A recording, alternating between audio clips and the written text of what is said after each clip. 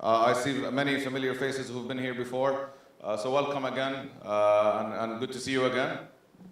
If you're not familiar with Unbox, this is a real estate incubator, a co-working space that encourages entrepreneurship, innovation, and obviously also events that are encompassing the real estate spectrum as a whole.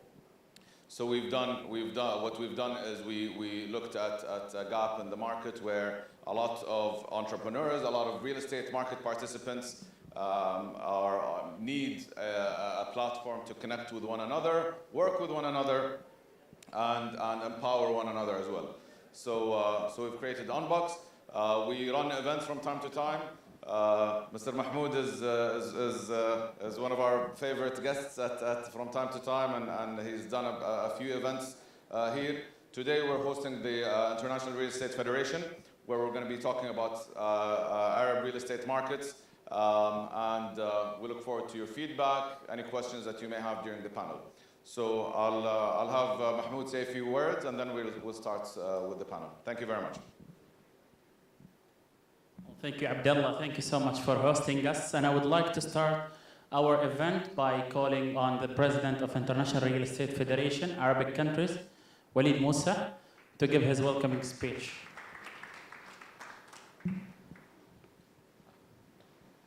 Good morning. My name is Walid Musa. I'm gonna give a brief introduction about myself.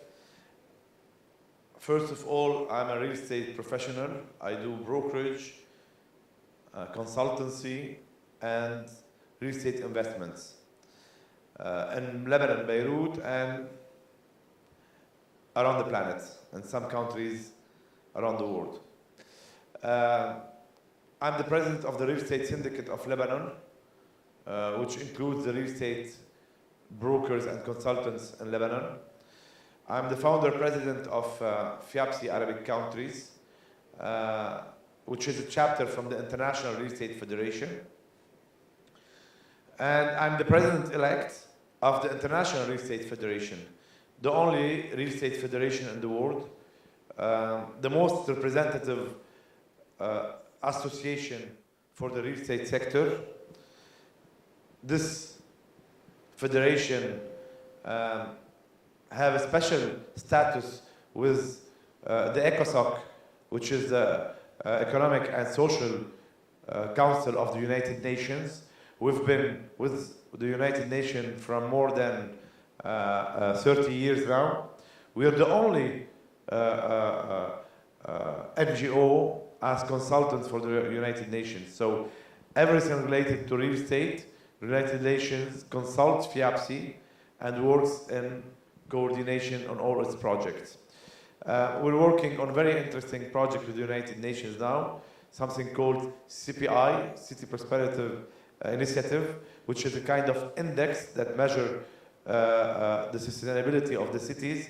It gives an idea how sustainable is a city, using many criteria such as demography, economy, education. It's a very interesting index. We're trying to implement it in many cities around the planet. But to focus back on what is the main purpose of FIABCI. FIABCI was,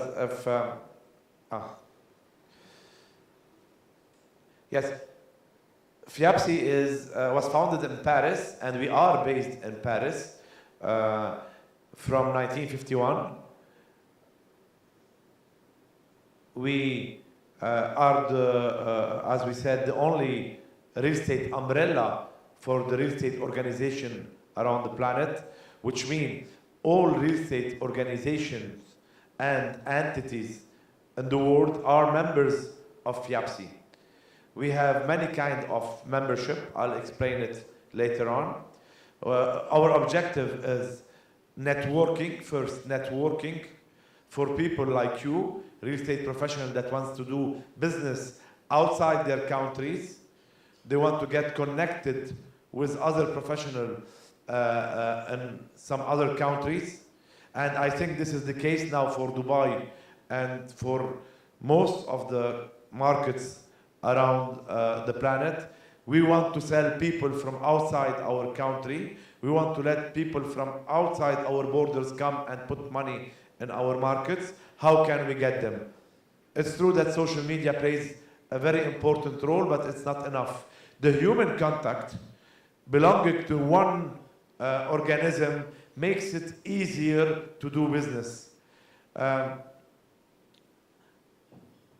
As I think Property Finder will explain in a bit, Property Finder as a portal had a very important role in connecting people to do transactions, and many portals around the world exist and have a very important role. But still, when it comes to B2B, when it comes to a relationship between a professional and a professional, we need to have a personal connection with people that we work on. So you as professionals, if you want to get involved into international transactions, if it is outbound or inbound, you need to belong to an organization like FIABCI. On a personal level, I've had the chance to do many international real estate transactions from the day I have integrated to FIABCI. And you don't have to wait until the opportunity falls on you. You have to go and grab the opportunity. It's not by the fact that you integrate to an association, whether it's FIABCI or another association, that business will fall down from the sky. You have to use, we're giving you the key, you have to open the door and enter and go do business. So, which means you have to go attend events, you have to make networking events, you have to meet people by you introducing yourself and going and say, I'm a member of FIABCI, I'd like to connect with you and I'd like to do business with you. So, as a tool, FIABCI is a very important association, federation, organization to connect people together and to give you the opportunity to get connected to real estate professionals around the world. One of the targets or the objectives of FIABCI is exchange of information. A lot of time, or on many occasions, we need some information about some specific country or specific market. FIABCI is here to assist us and to give us all info we need. For sure, education and cultural exchange for professionals.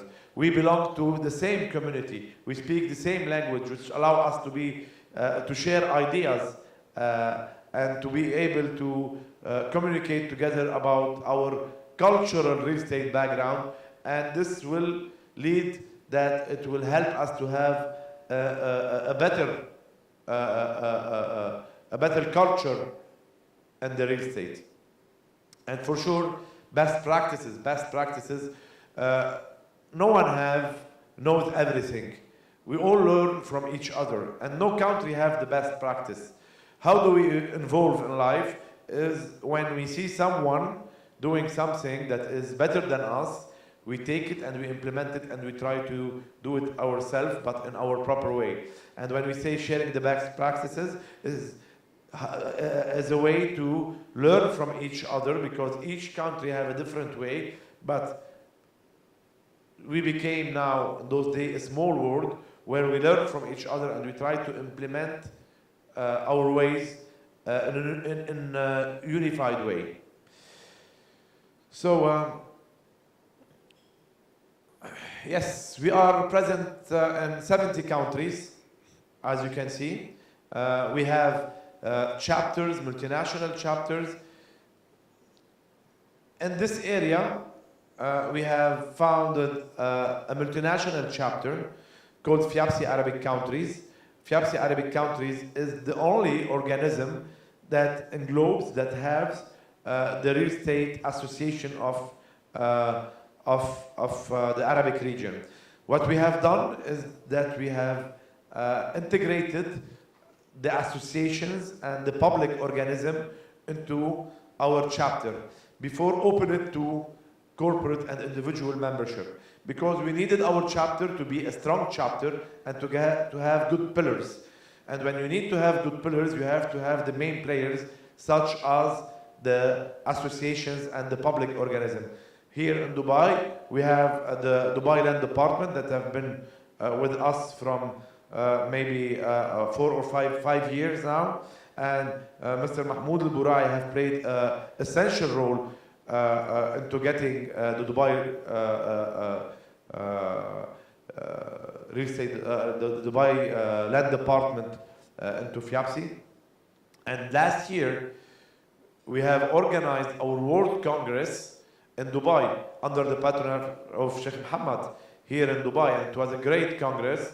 And we had around 1,000 people attending, which 500 or 600 were from different countries from around the planet.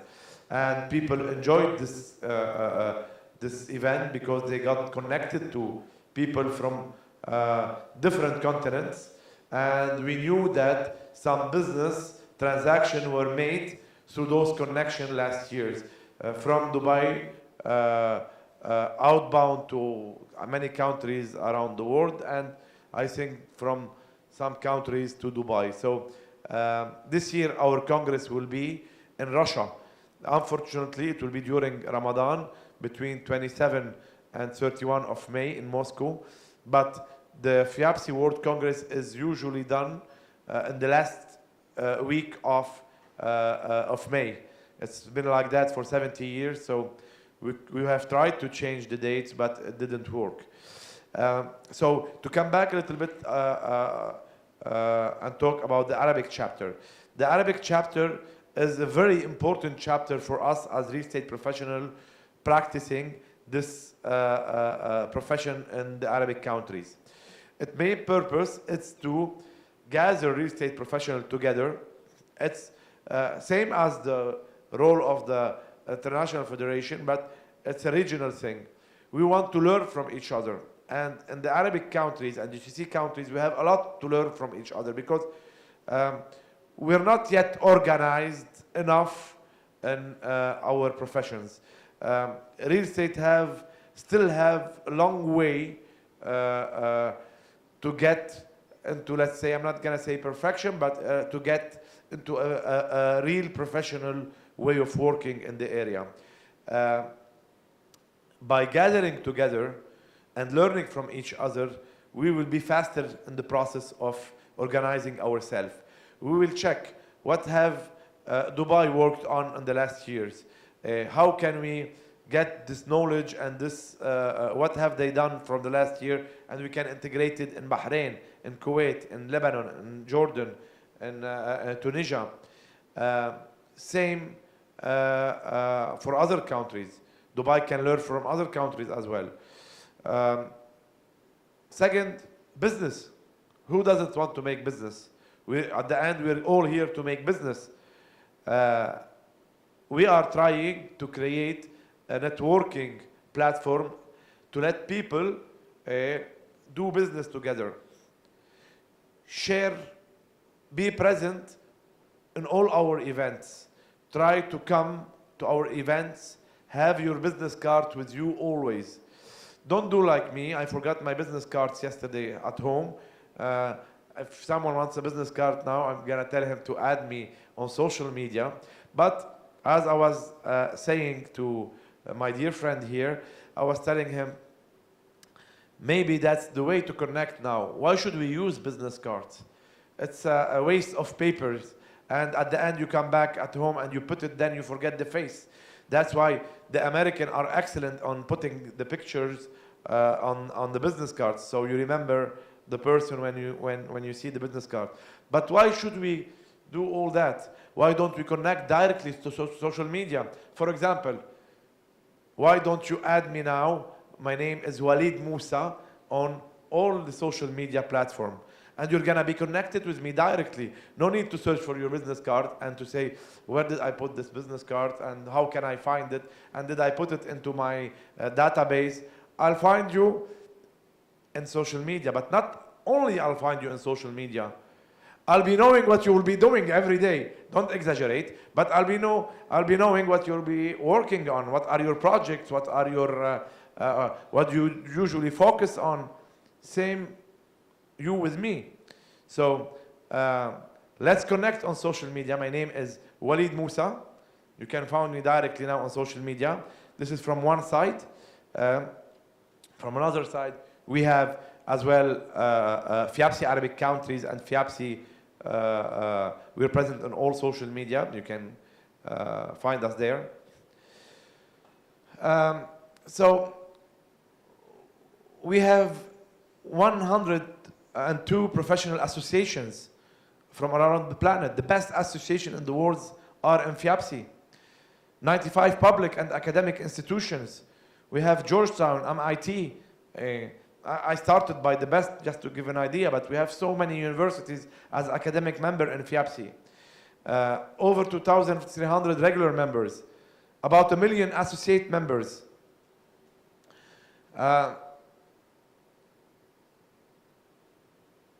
would suggest that you integrate this association. I just started by curiosity a few years back, 10 years ago, trying to search if there is some international organization that can help me do international business. And they got me, and I started a career in FIABCI. And now I'm the president-elect. I'm gonna take my charges in May. It was a wonderful experience. 10 years, I have met the entire world. I have seen real estate projects around the planet. I've met professionals from everywhere. It was a great experience. It started by coincidence, searching on the internet for some tool to get connected to other real estate professionals. So it can be your turn, and you can be president one day. So who knows? So we have the applications there. We have some applications on the counter, on the entry. By filling the application, you can become member in FIABCI and FIABCI Arabic countries. And when you become member of the chapter, you're directly member of the international organization.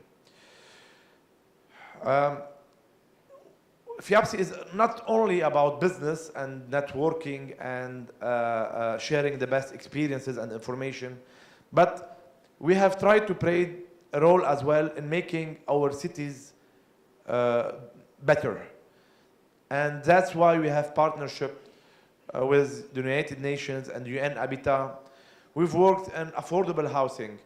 One of my targets next year is to implement a project for affordable housing for people in less developed countries. When we work in a sector, we need to improve the whole sector and not only think about our personal profit or our personal interests. And that's why FIABCI is involved in making cities better. How can we work in a city if the city is not getting improved and is not getting modernized and is not getting smart and sustainable? Because if we don't go that way, our city will be demolished and will be, no one will want to come and live in this city. Dubai is not, it's the perfect example of a sustainable, modern city, but in a lot of cities around the planet, in big cities, old cities, it's very important to get modernized, sustainable, because people will leave the city if you don't make it, will go to other destinations if you don't make it up to date. And as we know that the population in the cities will double from here to 25 years, the UN Habitat report says that cities, the population in the cities will double. So we are obliged to make our cities better and to get involved in those projects. I think I should be short now. Who can join us?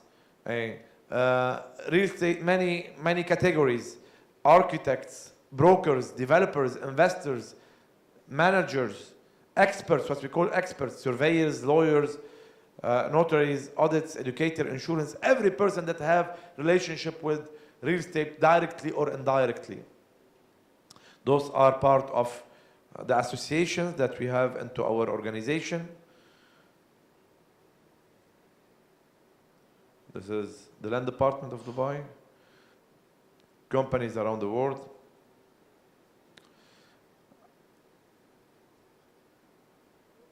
So grow your network globally, get connected, expand your market, build your business. We have a category for young professionals. And by the way, it's half the price for membership. So it's a good opportunity until 35 years old. It's half the price for young professionals to get into FIABCI. So yes, this is City Prosperity Initiative. The city we need is affordable. Our events around the planet, as you can see, Taichung, Luxembourg, Kuala Lumpur, Panama, Andorra, Dubai. That was here last year in Dubai. As you can see, the Crown Prince.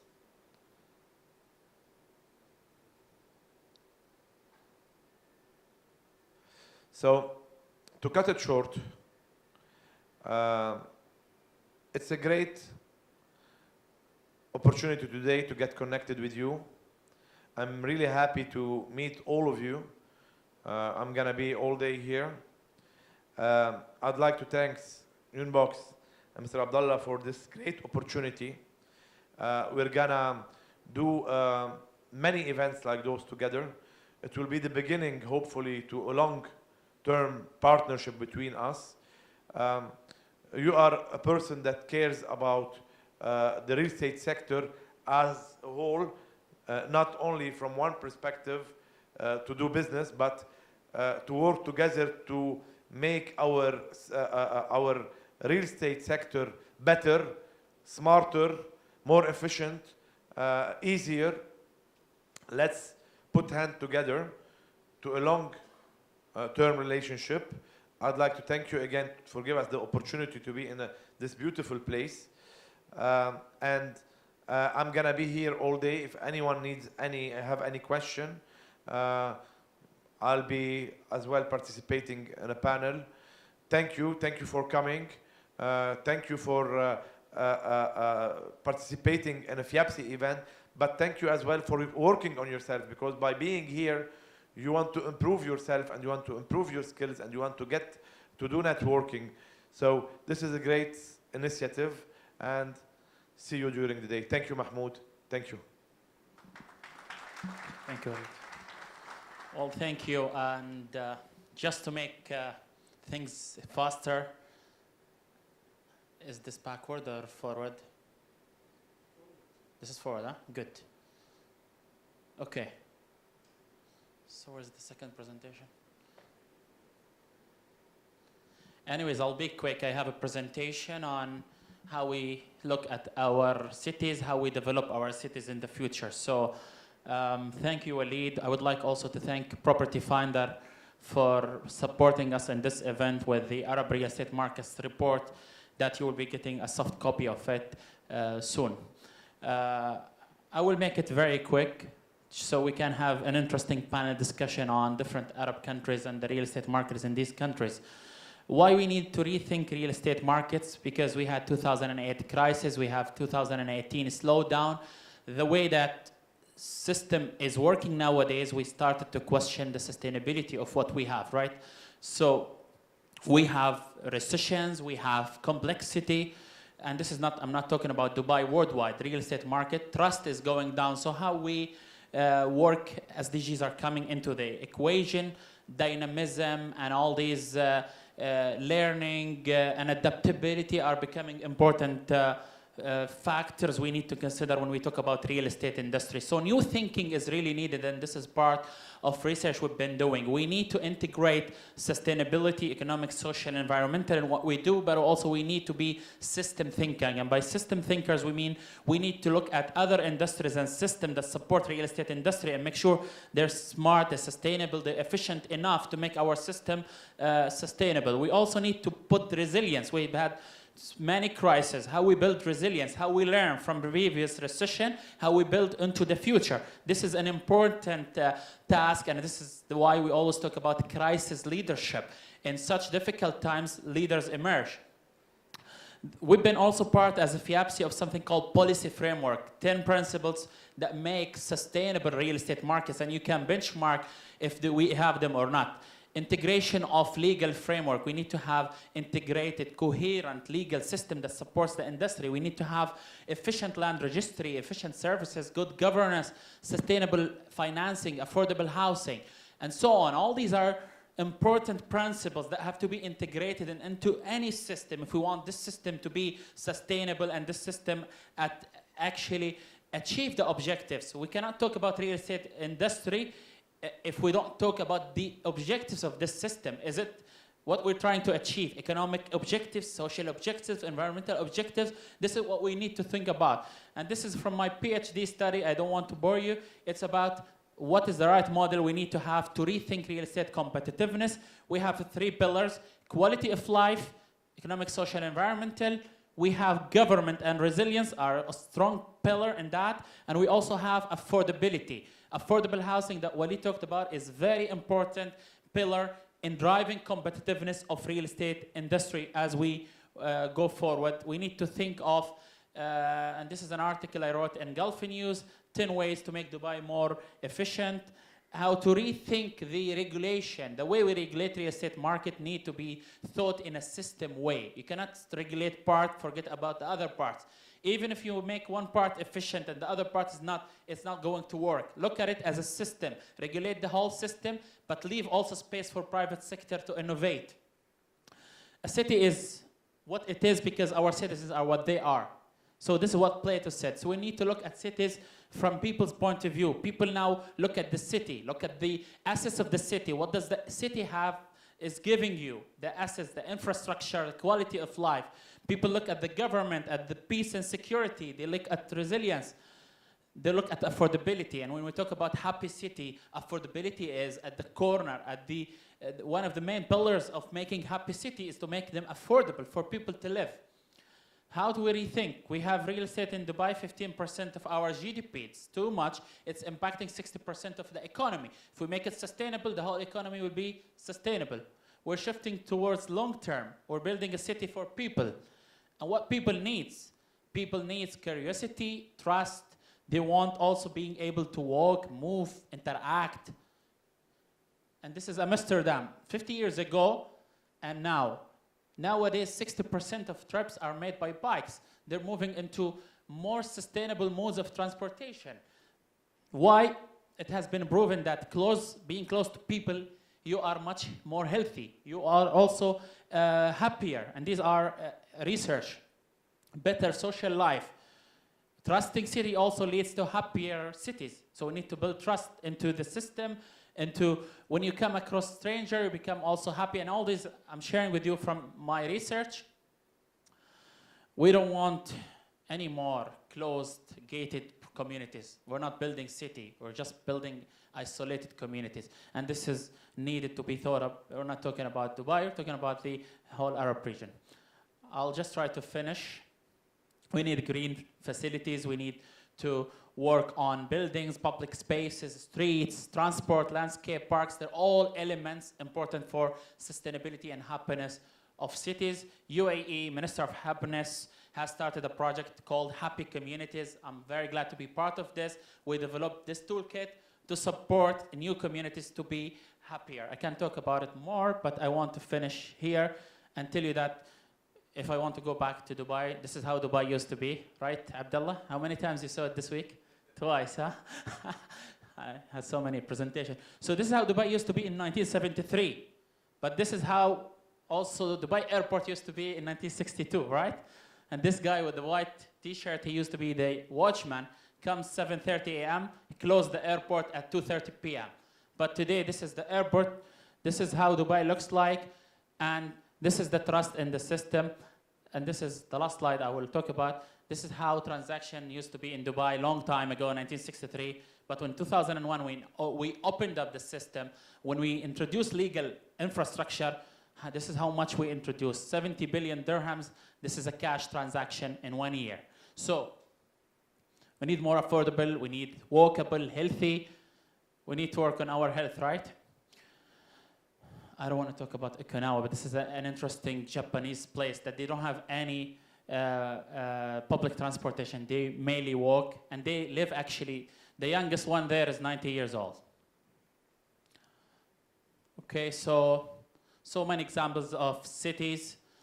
And I would like to thank you so much for giving me this opportunity. And now I would like to call on Lynette Abbott from Property Finder. She is the Director of Research and Data.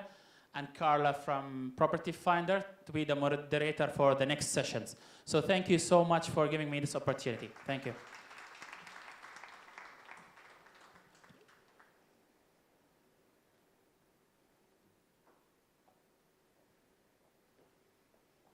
Good morning, everybody. Thank you again for joining us here today. Abdullah, thank you again. We love this space. It's very much, it gets our fluid thinking. So today we're going to have a panel with a few of the different countries from the FIABCI chapter. So if I can call on stage all of the panelists to join us.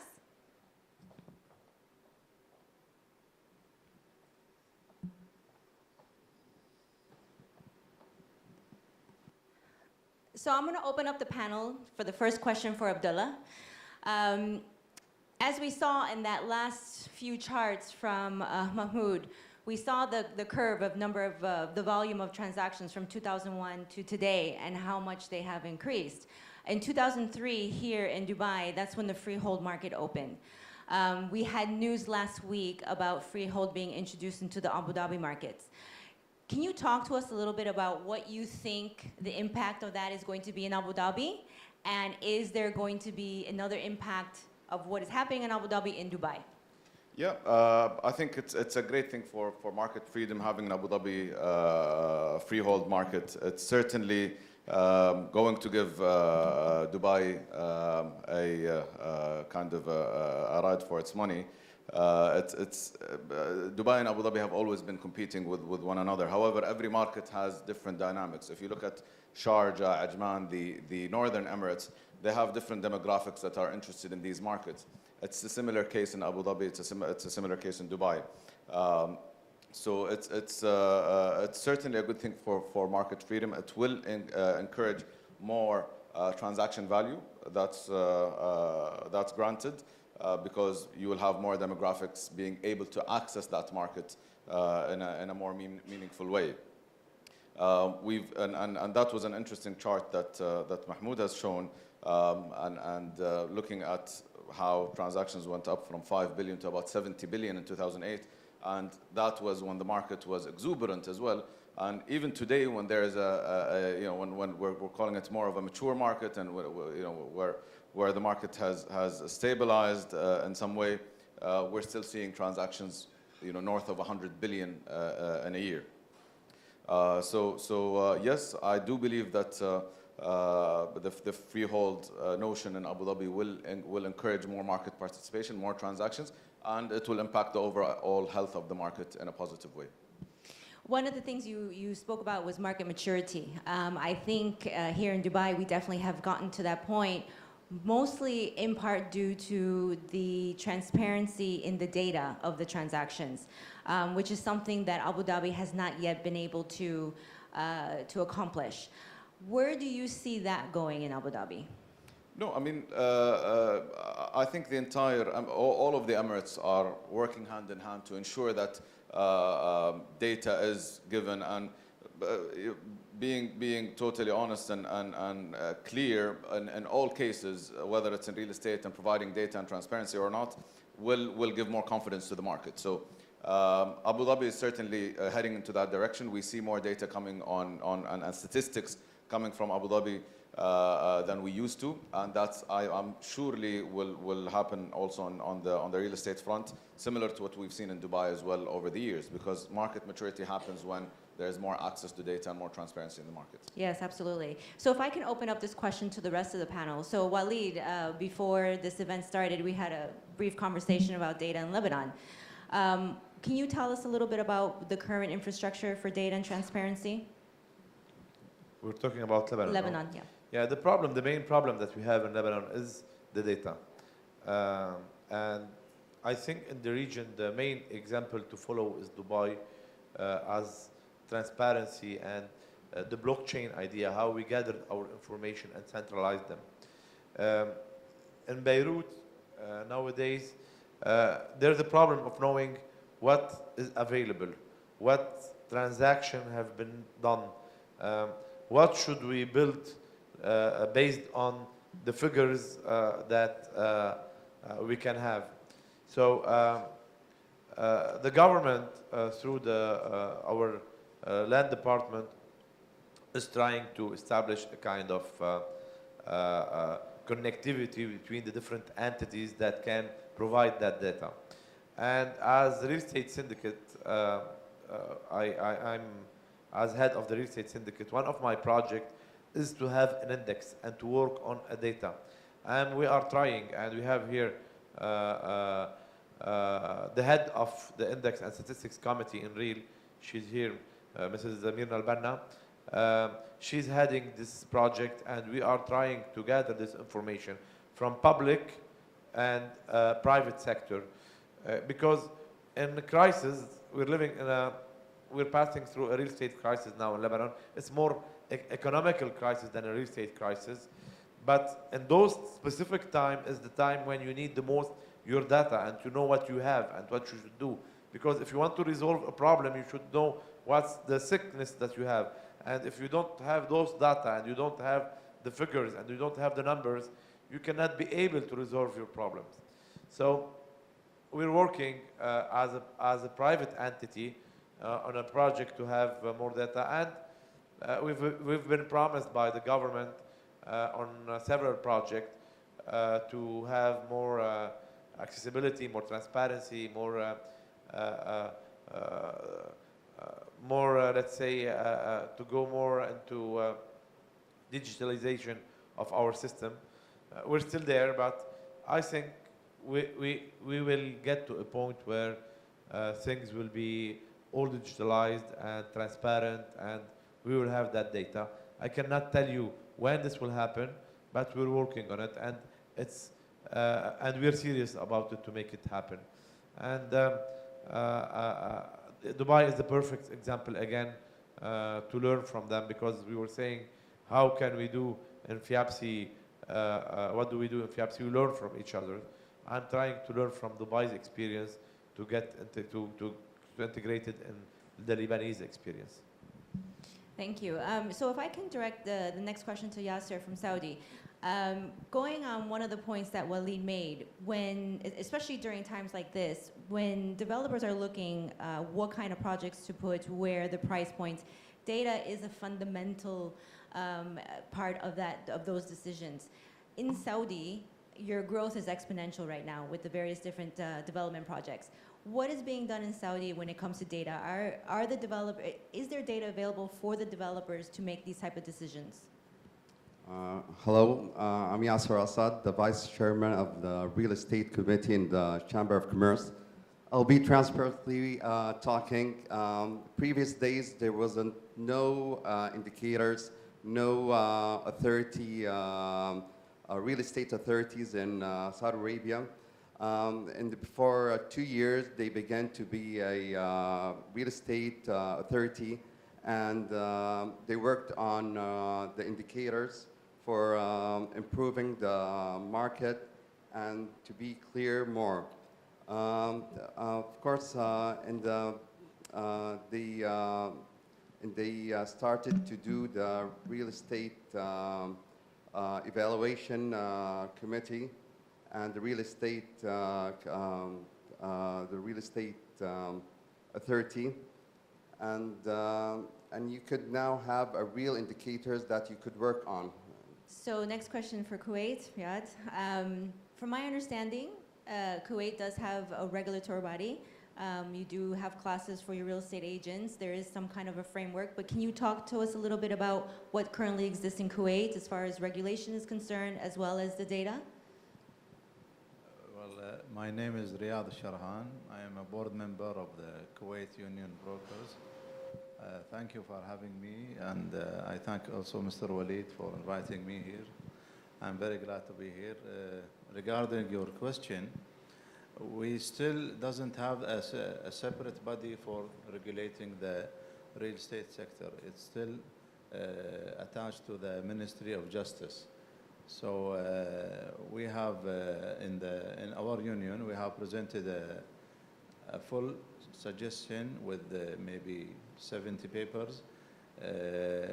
We met with Mr. Mahmoud also here, and as Mr. Walid said, the Dubai experience here is very excellent, and we hope that, and we gave this suggestion for the Parliament now, and it's on its way to be approved, inshallah.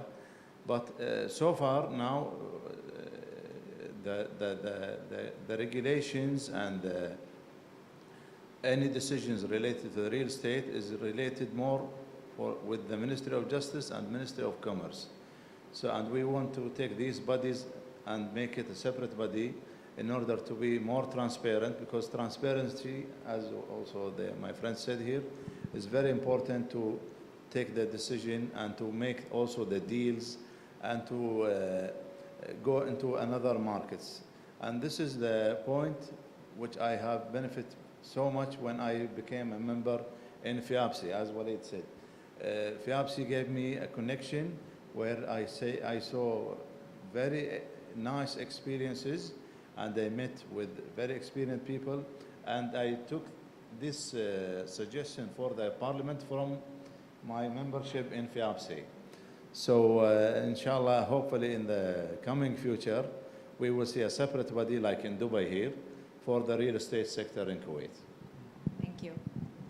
So we hear a lot about transparency, a lot about networks. FIABCI is a network. Data creates a lot of networks as well.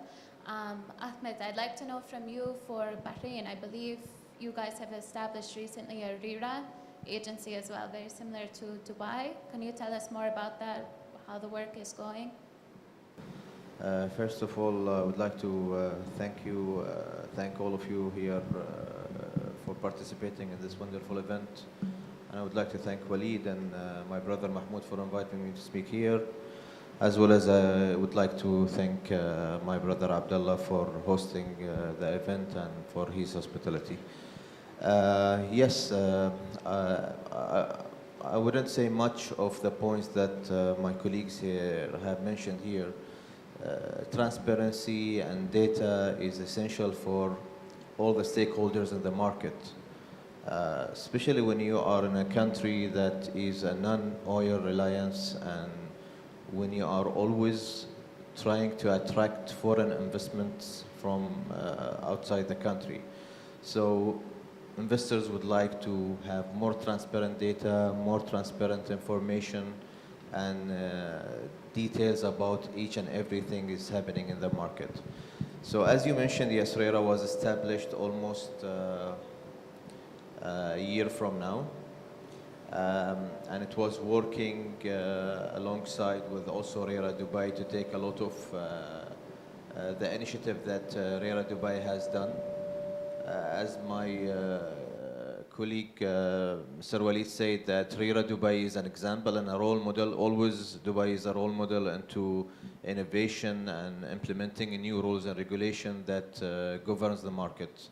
So RERA has established like a year ago, and it is doing very well right now. And slowly it is also establishing a part of what we call it the data bank inside RERA Bahrain, to have that pool of information and try to use it and utilize it in the most proper manner that help all the stakeholders of the market. A question for Abdullah. Abdullah, you recently opened an office in Saudi. Right. What do you see as the biggest opportunities there today?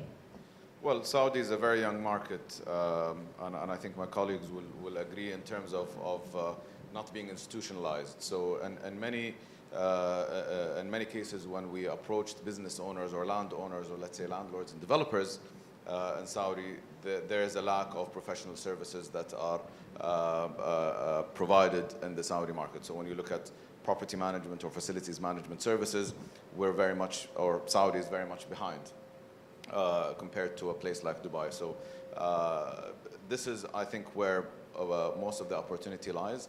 On the brokerage side, or on the let's say professional services in terms of sales and lettings, it's still a very, very fragmented market.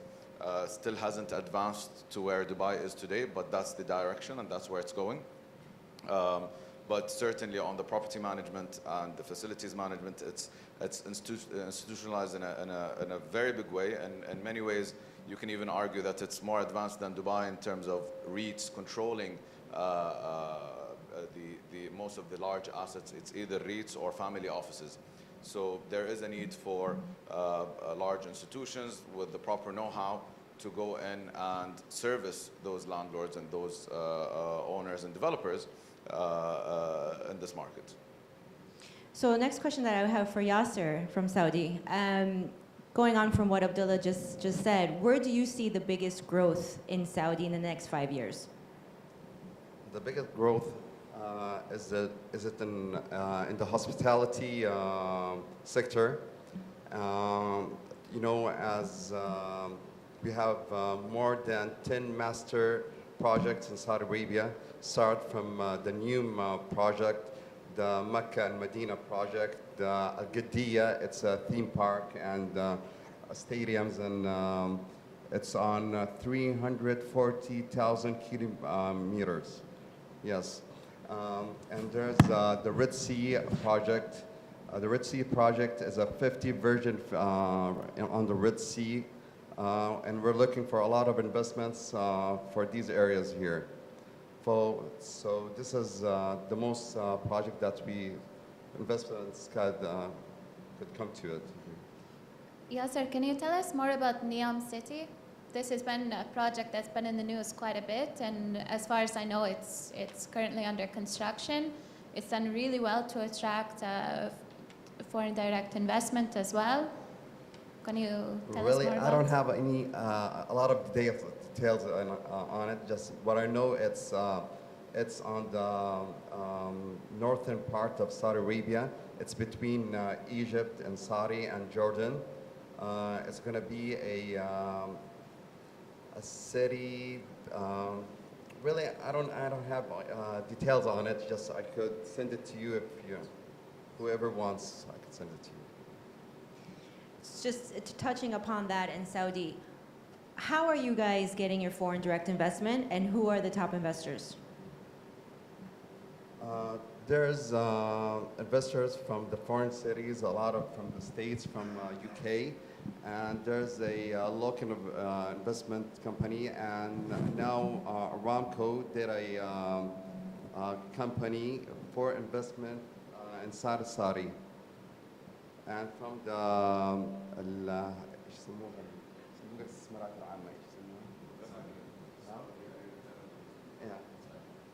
General what? The General Resource Authority. Yes, they did the company, and they're going to work on it. So Abdullah, what kind of investors are you targeting for your for projects that you could potentially be selling in Saudi? Yeah, I mean, as Mr. Yasser mentioned earlier, U.S. investors, U.S. institutions in particular, have been very interested in the Saudi market of late. Europeans, if you look at the oil and gas sector, for example, it's a good benchmark, or it's a good indication of who's coming. So you look at the Japanese with Sumitomo, you look at Samsung with the Koreans establishing foothold in Saudi, you look at the Italians. So it's a very open market from an FDI perspective, from a foreign direct investment perspective. Saudi Arabia has established a framework through SAGIA, the Saudi Arabian General Investment Authority, that enables foreign investors or foreign investment companies to access this market in a big and in a smart way. Now, having said that, there is also a push from the Saudi market to attract more regional investors, which hasn't been very strong in Saudi. So you haven't seen, for example, Indians or Pakistanis or let's say Lebanese, Egyptians coming into Saudi for investment.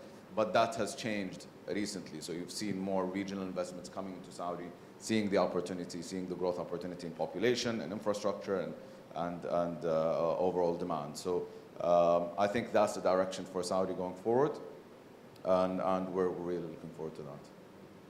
Thank you. Question for each of you. We talked about data, we talked about transparency. Let's talk about sustainability. Here in Dubai, I know Mahmoud, where'd he go, but there he is. That's one of the things that he works very passionately on. We've had a very good use case here in Dubai called Sustainable City, which has been extremely popular. If you look at occupancy rates, they're at 99% with a waiting list of both buyers and tenants trying to get into the community. What is being done in your countries as far as sustainability is concerned? Maybe it's just a research phase right now, or are there projects in your countries going towards the sustainability route? Well, regarding sustainability in Kuwait, I think more regulations gives more sustainability for the market, and more transparency also gives more stability for the market. We had only one collapse in the market when it happened in the whole world. I think it's 2008, and we had nothing to do with it. I think not only in Kuwait, I think in most of the countries. But overall, the Kuwaiti market is very stable, alhamdulillah, and we don't have collapses. And this is, of course, because of the transparency, which you can find easily you can find data, and you can find evaluations in every country and in every company. I mean, and this will result in when you have good evaluation of any real estate and more information about the units, you can improve the stability of the market in every sector. If you don't have any data, you will not have stability in the market. Yasser, from all the projects in, okay. Walid? Sustainable city. Sustainable city. Well, actually, Lebanon is not the perfect place to take about sustainable city. It's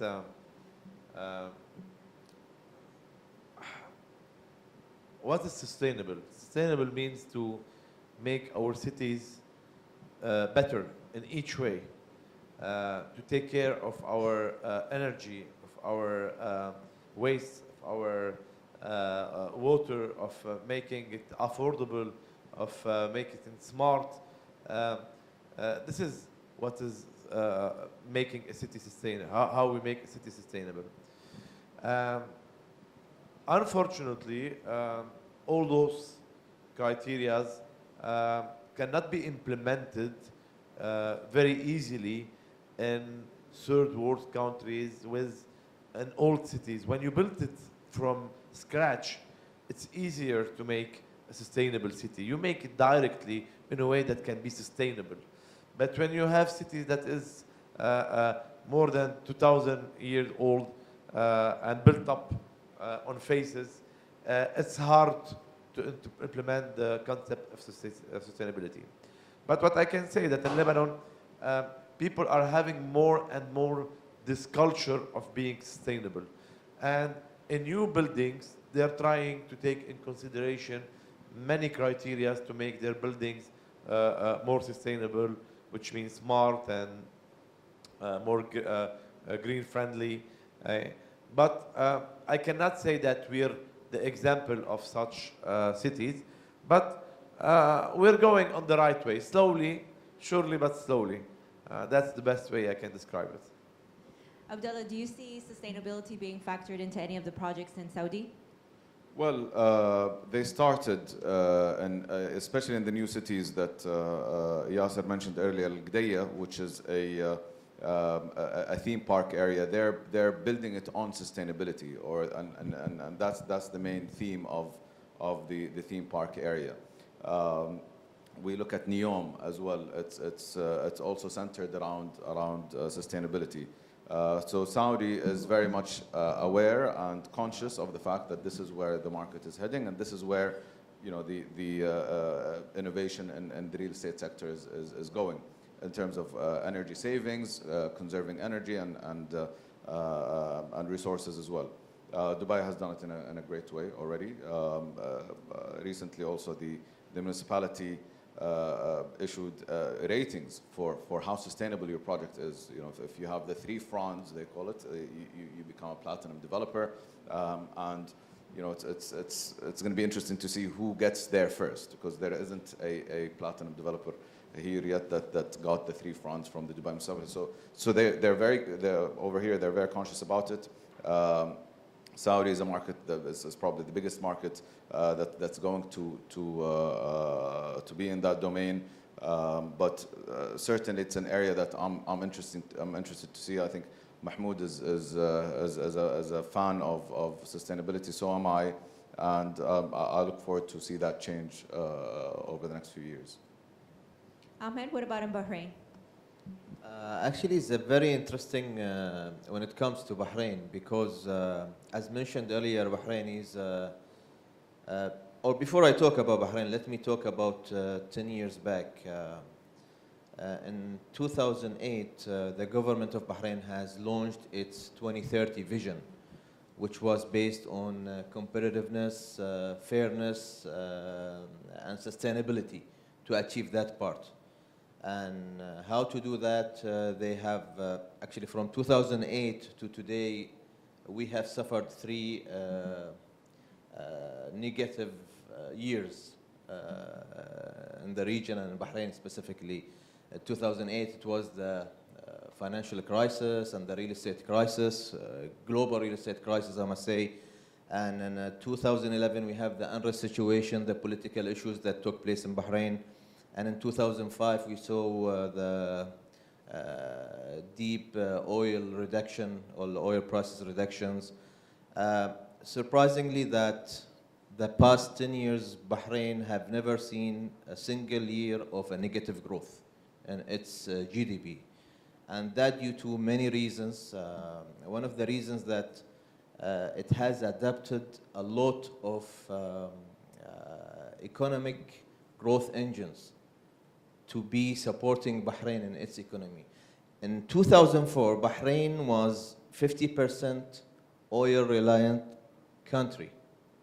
And in just 15 years, today Bahrain is only 80% non-oil, or sorry, 20% oil-reliant country, and it's 80% non-oil, driven by non-oil sectors. So that gives you a great achievement of what have happened in Bahrain.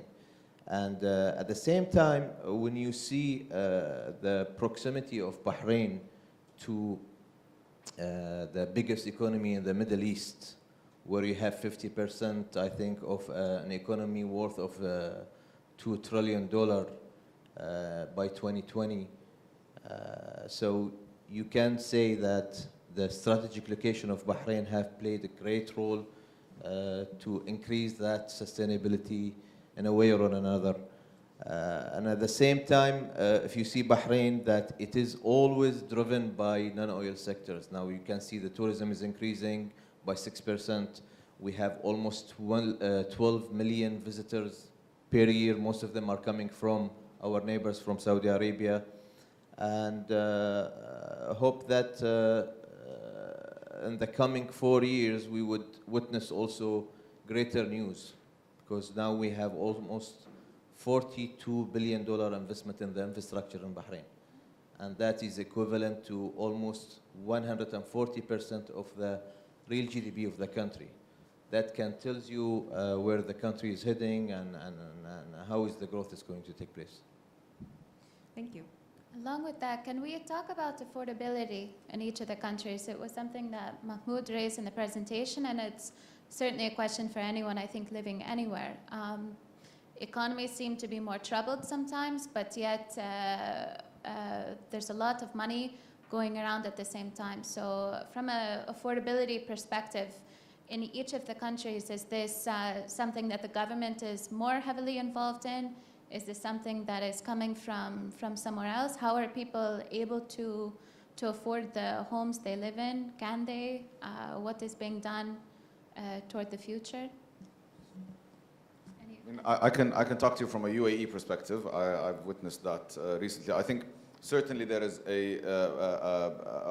an opportunity for the public and private sectors to collaborate on that front, because this is an area or a gap that's needed. If we look at the project launches over the past 5 years in particular, a lot of them have been centered around affordability, whether it's the townhouses in Al Qudra Road or projects in JVC and whatnot.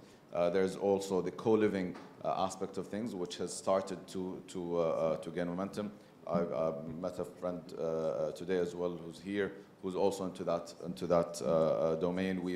We've started projects that are centered around co-working and co-living. Emaar as well has done that in Dubai Hills.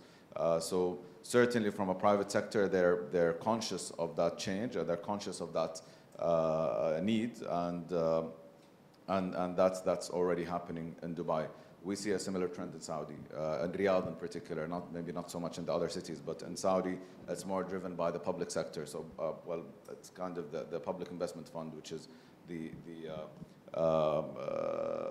engine of innovation also in Saudi, and new investments and investment by kind of need. So the Public Investment Fund has also raised a lot of capital from internationally to focus on affordable living and co-living concept in Saudi Arabia. Recently, they've also partnered with WeWork and WeLive to also launch a new project in Riyadh that's sponsored by WeLive as a co-living space. So from a UAE perspective, from a Saudi perspective, we see that change, we see that evolving, and we're also looking forward to see the effects of that change. Walid, if you could follow up on that. I know Beirut, I lived there for a couple of years. It's a very expensive city from many aspects, not just from the housing perspective. How involved is the government when it comes to any sort of grants or housing programs or anything for people, or is this something mainly just driven from the private side? Actually, again, Lebanon is a special country in its parameters. So for the last 20 years, we had the Central Bank of Lebanon helping by giving subsidized loans for people to get the opportunity to buy houses. So the bank interests were subsidized by the Central Bank of Lebanon. This was money paid by the central bank. But unfortunately, in the last 2 years, due to the regional economical instability and political instability, Lebanon have suffered from this situation. And the Central Bank of Lebanon have decided to stop this subsidizing. Which makes that we don't have any more affordable interest, and we don't have any more housing loans that could be interesting for people to buy houses. That's a big issue now, and on a personal level, I'm working on it day and night in order to see how can we find a new way to subsidize those loans and make people again have access to those kind of housing loans. Again, Beirut and Lebanon is a small country, which makes that lands are not very available. It cannot be comparable to any of the countries in the GCC, where you have lands and you can say, okay, I'm going to take a big land and make a concept on it and make it affordable, because it will not be in the city, and you will have the criteria to make such projects. Lebanon is a small country. It's all connected. You don't have deserts or places that are empty. It's a country where you can see buildings everywhere, and it's growing, and the population is growing, which makes that the prices of lands are expensive. Even with the crisis, the prices of the lands are still expensive. So the concept of building new affordable cities is difficult because the land is expensive, because the country is a small country. The way to do it is to subsidize loans and to get people to have access to housing through those loans. But the problem that we have now is that we don't have, the government, let's say, don't have the ways, the financial ways to help in that matter. We're trying to see if through some funds, there are some funds that can be interested in getting some low interest, secured low interest. And I think that we have one of a Kuwaiti fund that have invested now $180 million for the low-end categories of housing, just to help people getting those houses. But it is a problem, and I think it's a main issue, not only in Lebanon, but in everywhere around the world. To make affordable housing for people, we need to find ways to make access to housing easier for humanity. And in my presidency next year in FIABCI, one of my targets is really to see how to create affordable projects around the world. So if I can go, yes. Can I elaborate a little bit for this? In my country, in Kuwait, the government is mainly the main player for housing. So they build houses and they give it for people on an easy loans. And this is from the 60s. And since 30 years later from now, people, I mean individuals, started to do this also, and as a kind of investment, and it was very successful. And we had also another, a new production in the market. They started to build residential buildings and to sell small units, because the market, as Walid said, our country is like Lebanon, it's very small, and any country is very small, it's automatically expensive. So the people, they have very high appetite for buying such units, and it was a very successful product for the real estate market. And also the individuals started to build residential buildings and to sell it for the people. Now we have around 15,000 residential building, and they have already around 400,000 units. And this was not in the market 30 years ago. If I can say a few words about the commercial sector, the government also plays a big role there, and the individuals. We have I think we have the largest mall in the Middle East now in Kuwait.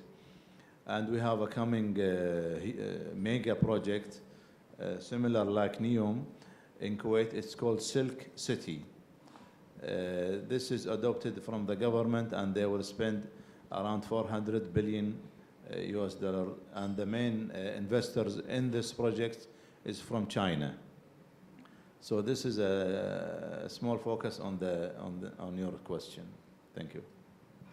And Ahmed, in Bahrain, you spoke about the growth there. Is any part of that growth in the affordable sector? Yes, actually, once I talked about the $42 billion investment in the infrastructure, it was partially by the aid of the GCC countries, which was done by Saudi Arabia, Kuwait, and UAE. And part of those projects were directed to the housing and to the housing sector. We have a bank in Bahrain called the Housing Bank. It works side by side with the Ministry of Housing, and that also subsidized the loans for the end users for Bahrainis nationals. What they have done is they have initiated a program called Mazaya program. Mazaya program is basically where you can work with the developer and the bank at the same time. So the Ministry of Housing would encourage the developer to build on a specification that meets the requirements of those segments of the market. and the Ministry of Housing will be as an organizer, and it will also subsidize the loans by involving the private sector and the other banks in the country. So that they will open the doors for all the Bahrainis, starting, let's say his salary starting from 8,000 dirhams. He can start getting a house, let's say a very sizable, good size house with 250 built up square meters. So that is going to be very accessible to all Bahrainis right now. And that's why you see now the land's prices in Bahrain has increased a little bit. Prices of the small houses and the townhouses have increased, because if you build like 1,000, 2,000, 3,000 units, it will get sold out immediately by those nationals. Yeah. One thing that Riyadh just touched upon is the Chinese influence in your markets. Here in Dubai, the Chinese buyer has increased significantly their presence here, especially over the last few years. Abdullah, I know you opened up your office in China a few years ago and you've been very successful. Can you talk to us, each of you, about the Chinese influence in your markets? Well, in Dubai, it's been an interesting ride actually, because Chinese investors started to look at Dubai as a virgin market to them. They haven't been in that market for a long time. So we've seen the demand from Chinese coming in just around 2014, and at that point we started developing our partnerships and our distribution channels in China. Over time, at the same time, new tax regimes came to favorite markets to China, like Australia and Canada, which was not favorable to international investors in general. And it was purely targeted towards Chinese investors, inflating these markets. So then the Chinese said, okay, we want to go, and they're very smart and savvy investors. So they started looking at alternative markets and alternative investment opportunities. Dubai was on that list of alternative markets. We looked at Thailand, Kuala Lumpur in Malaysia, and Greece as competitors to Dubai today. So between 2014 and today, we've seen these four markets kind of become the flavors of, let's say, the decade for Chinese. We've seen the growth of Chinese investments coming to Dubai doubling year on year. For us, it's doubled in 2015, doubled again in 2016 from 15, doubled in 2017, and in 2018 was almost 350% growth in Chinese investments in Dubai. That trend is going to continue as long as the environment is favorable. There are no taxes, and that's what Dubai offers, right? There is no tax, there is no income tax, no inheritance tax, no capital gains tax. So the Chinese like that. They like the dynamism of it and the fact that they can also get now residency with a 1 million investment. That makes it all even better. So with instituting or initiating certain similar kind of incentives in other Arab countries, I think the Chinese will look at those countries also as new alternatives. Do you see them actively going into the Saudi market? Not yet. Again, Saudi, there's restriction from a foreign ownership perspective on land and property. So that's also changing. So as soon as that changes, certainly Saudi will. I think I'm one of the people that will tell you that Saudi will give Dubai a run for its money, and then the new. I mean, in the next 5 years, as Saudi progresses, we're seeing the progress coming in Saudi with the Vision 2030, with all the change happening. Certainly, Saudi, if as these kind of incentives grow, it will attract people like Chinese investors to that market, and it is the biggest market in the Middle East. Also, the situation in Kuwait is not very far from what Abdullah mentioned just now. In fact, I see people now trying to learn Chinese language in order to incubate the investments. And by the way, we have Kuwaitis individuals investing in China since 40 years, not now. And the Chinese now presented that they will pay 400 billion US dollars for the Silk City. So they told the Kuwaiti government, you don't have to pay any penny. We will pay for this, and the Chinese has a lot of money. So they are coming, I think, very strongly in the region. And I don't know about Saudi Arabia, but I think they are coming, but I don't know the date. But in Kuwait, they are in already, and they are expanding a lot. Traditionally, we know with Chinese investors that they like to purchase property in established areas with a good knowledge sector. So they would buy properties where they would use for their children to go to university, for example. How do you see the knowledge sectors growing in your countries? Abdullah, let's start with the UAE. Yes, I agree with you, and that's one of the main determinants of Chinese investing here. So the first thing they ask us is, what about education? How expensive is education, and how accessible is it? So one of the things that we do with Chinese investors as they come, whether it's institutions or individuals, is we take them to a tour to a school which has a boarding element to it. It is very important. So when they look at an investment, they look at it as an immigration possibility. So they say, okay, if in case in 5 years' time we would, we leave China, is the UAE a good place for us to live, for our children? So they look at immigration. Will we get permanent residency?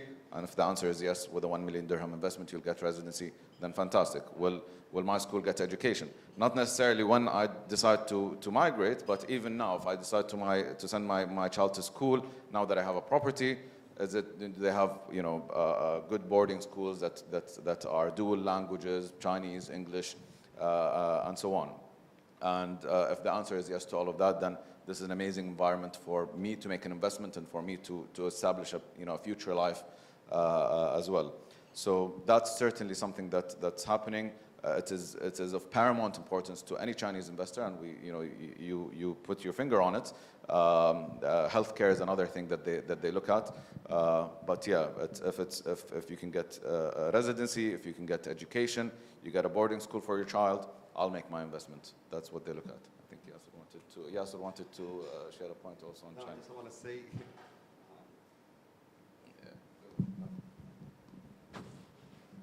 I want to say just Saudi Arabia is far away than UAE in the meantime. This is what I want to add. Yeah, I mean, obviously the UAE, we've been going at this for quite some time now. So, and we've learned very well on how to reiterate and improve. And I'm sure that Saudi would just follow steps. As you know, Ministry of Education now got a third main language in the schools is Chinese. I mean, yes. And it's coming sooner or later, the Chinese companies. Yeah. What, in terms of definitely looking at the UAE as, providing a lot of lessons when it comes to diversifying the economy, what can, the different countries learn in terms of, avoiding sort of, let's say, like, inviting a lot of investors in, and there potentially being some speculation when it comes to real estate prices, driving prices up, that perhaps it becomes to the point of being somewhat unaffordable. How do we look at the UAE, and how can we avoid, doing that in other countries, and also implementing some other lessons? Can I have a small intervention concerning the Chinese before getting into a new topic? The Chinese investors are invading the world, but we need to be careful not to get very, let's say, attractive and involved in the Chinese investments. I'm gonna give an example, which is Vancouver in Canada. They have so integrated the market that the prices became unbearable, unreachable. So the government had to put taxes on on apartments that are not that are empty, or that people buy them only to have them and to do investment, which is livable apartments and non-livable apartments or investments. So they have risen the prices so up that the government had to intervene. So the only issue that I'm saying concerning those investments, we should be careful. We need them, that's sure.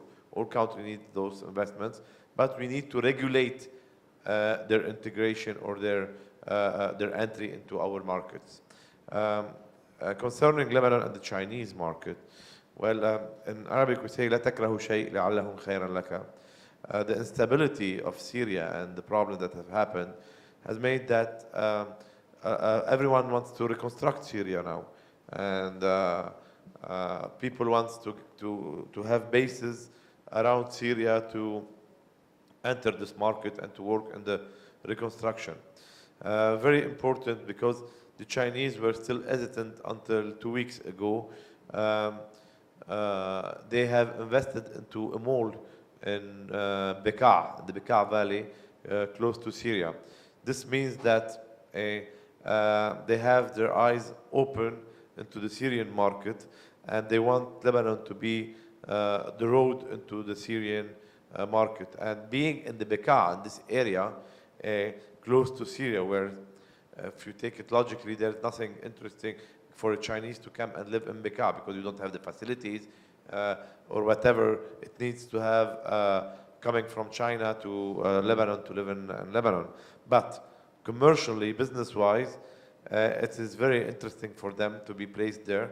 And I've been told that they have rented and they're investing into a very big residential project in order to have their people coming there. So what's interesting, we will gonna see it now from here to 2 years, if the Chinese have in mind, and I think they do, to be into the process of the reconstruction of Syria, Lebanon will benefit from, as base, from this process. Thank you. Do we have any comments as far as... Yeah, I'll touch on your question on affordability and speculation. I don't know, this is, I'll use I think it's, yeah, so there are certain ways where governments can react to ensure that the market doesn't become speculative and ensure that affordable is always affordable and becomes more of an investment mature market than a market where flipping is encouraged. There's a good example out of Singapore where it's more punitive for you to sell if it's a shorter period of time. So if you sell within 6 months of your purchase date, then your transfer fees are 8%, for example. If it's within 1 year, then it's 6%. If it's within 5 years, then it's 3%. So it makes it a lot more punitive for you if you sell less, and that stops speculation. I think governments here are wary of that, are conscious of that. It's definitely not the time to institute such laws here today because of the state of the market. But certainly they've done that in 2013. They've immediately doubled the transfer fees because there was a lot of speculation. And then after that, obviously the market suffered for a little bit. But then, yeah, there are tools that the government holds to ensure that affordable remains affordable and prices just don't go out of control. It's very interesting. Does anyone else have a comment about that? Market? About affordability of housing.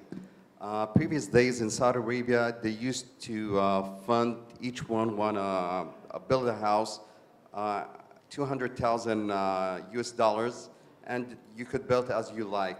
These days, the Ministry of Housing are pushing the market so hard. They're entering this the market 300 to 350 houses a year from starting this year. They push the price so high, so you could go to the bank. You could give you a loan in a low interest, so you could build your home. So this is the new sector of the market.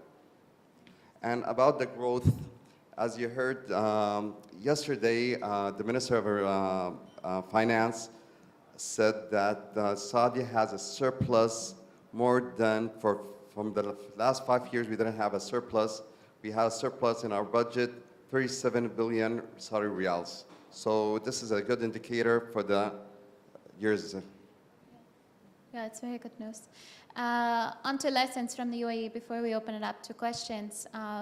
What do you guys hope to learn from the UAE? What have you taken from the UAE and are implementing? Is there anything being done differently that perhaps the UAE didn't do that you guys are doing in your countries or advocating for?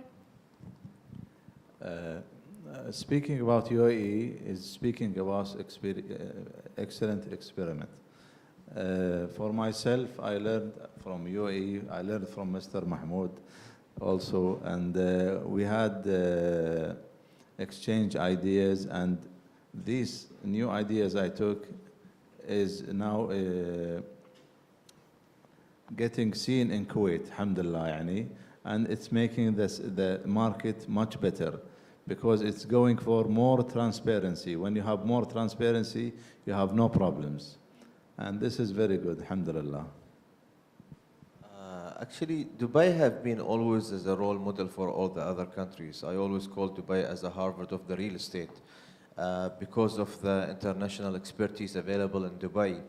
The good thing what Dubai has done starting back in 2002 to today is they have heavily invested in the infrastructure.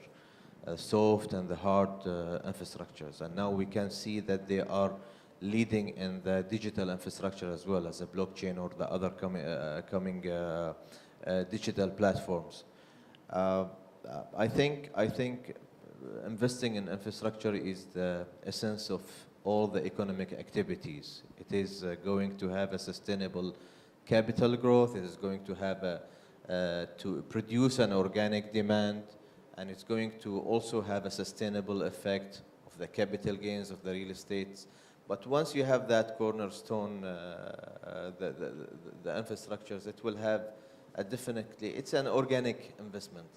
It is an actual investment that it will have an effect on all the economic activities.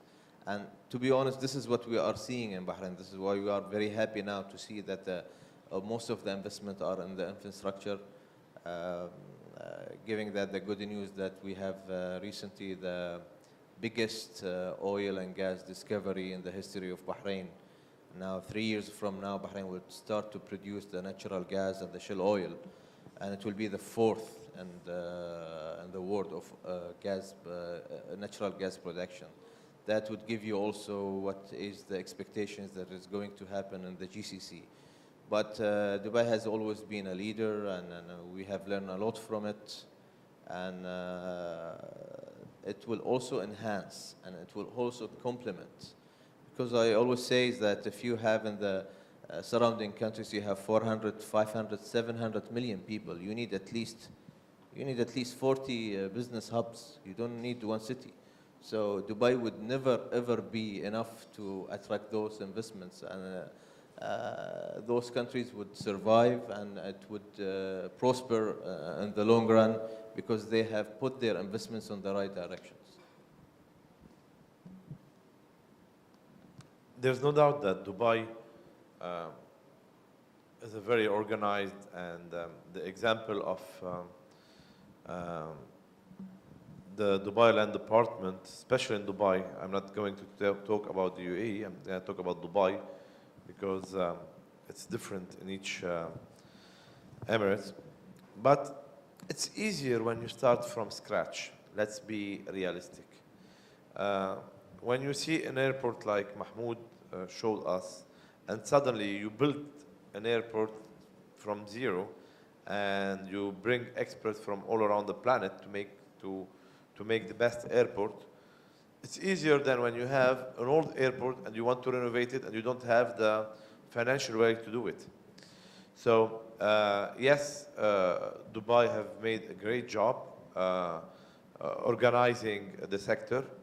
And it was easier because they started from zero. They are a new, relatively country. But there's something that I would like to, there's a very important remark that I'd like to say about Dubai, is the uncontrollable development process. We build too much. We are oversupplying. And this is the this is affecting the market. There is for sure some economical problem and financial problem in the area that are affecting the investments in Dubai. But at the same time, we should slow down, regulate a little bit this oversupply in the market. We see cities appearing in Dubai. It's not a building or 2 or 3 or 5. They talk to you about cities. You see a city here, then another one there, then another. This should be regulated, slow down. We have to give time to time, because each time there's a positive vibe in this city, people goes and put money and invest and make a huge project. This is affecting negatively the city. The Saudi market, I think that is coming. There's no doubt that Saudi is coming. It's a question of time, whether it's going to be next year or the year after. But Saudi market will be booming in a few years, and we will see those investments. There's huge budgets. There's a new project. There's a new vision into Saudi. There's changing coming into Saudi. There's a lifestyle coming to Saudi. All those changes will make a new Saudi and will make a resilient real estate market. But we have to give time. We have to give time to time. It will be coming. And the good thing is that the government in this particular time, is working on organizing the sector. As the guys were saying, they have created هيئة العقار والإسكان, هيئة العمل العقار, in order to regulate the rentals, the transactions, the valuations. They're gonna open. In my last meeting with the head of the with the governor Isam Mubarak, head of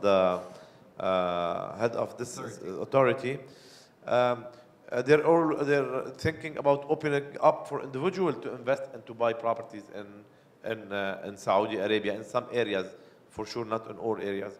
So Saudi is coming, that's for sure. Bahrain is a small country, and Bahrain have a big brother that loves this country, which is Saudi, and Saudis will always take care of the Bahraini market. They have a huge input from Saudi. This makes it an interesting market. I know that in this specific time they have some issue in their market, but it's a small country. It can be resolved fast. It's not a big issue. Lebanon market is now in a very critical period, but as well, Lebanese market is like the Bahraini market or Kuwaiti market. We are small countries. Our problems can be resolved fast whenever our political or our regional problem can be resolved. Lebanon now is passing through difficult times because the region is really passing through difficult times. But Lebanon is a small country with amazing history, with beautiful people inside out, with nice life and nightlife and hospitality. So we are not maybe sustainable, we're not maybe very organized, but we have the criteria to be an important market. And as real estate professional, we've been advising people to buy that in Lebanon now, because you can get very good deals, and it's a cycle. You know, it's a cycle that changes in Lebanon every 5 to 6 years. So it's a good investment now in Beirut. So Kuwait, I'm giving just because I'm concerned in all those countries. As head of the Arabic organization, I have a little bit of knowledge in each of those countries. Kuwait is one of the stable country in the region. It's a stable market where you don't see what's happening in Dubai or in Bahrain or in Beirut happening in Kuwait. It's a different game there. But as well, Kuwaiti people want to invest outside the Kuwait because it's a limited market and it's a saturated market. But it's a very stable market, and I don't think that we'll see any changes in the future. It will keep on this stability. I would have liked someone to talk about Egypt. If there's someone here that could talk a little bit about Egypt, because Egypt is coming to a new era. I don't know if this area will be sustainable, will be long or will be short, because when you're not organized and you enter into those kind of moments, the fallback can be very dangerous. So if you can, I don't want to moderate the panel, but if you can ask a little bit about Egypt, we're all interested to know more about Egypt. Thank you. Really, I want to thank UAE for regulated our Saudi market and real estate sector by establishing and helping us the Academy of Real Estate in Saudi Arabia and the Authority of Real Estate. Yeah. Okay, thank you everybody. Thank you panel members for sharing your insight and knowledge and experiences. Thank you everyone for coming and joining us today. Thank you.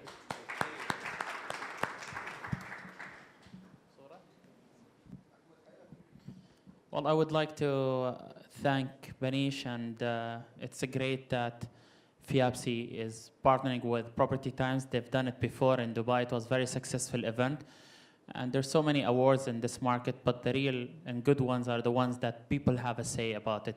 They say that we vote for this developer, or we vote for this project, or we vote for this broker. At the end of the day, what matters is how we as real estate industry serve our people. So the quality of service, the quality of buildings, the property management, and so on. So we are very glad to be part of and strategic partner with Property Times. And Walid, if you want to say something.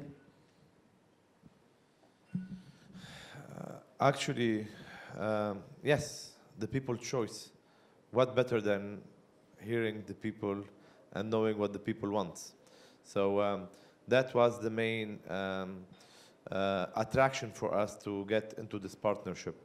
And we believe that we can have some good input about the real estate services and products by hearing the people and what the people really thinks. It's our first experience with you. Hopefully it will be a success. And Mr. Burai will be jointly with you taking care of that project. Hopefully, as I said now, it will be success and we'll be able to achieve something for our community. Thank you. So at the end, thank you so much for coming today. I hope that this was beneficial. Whoever is interested to be part of FIABCI, the membership applications are there. Whoever has any comment or feedback for us to build on for the next time. And we would love to invite you all to Russia, Moscow. Whoever can make it, thousands of people will be there in Russia Congress. So thank you so much. Thank you, Unbox. Thank you, Property Finder, for the great support.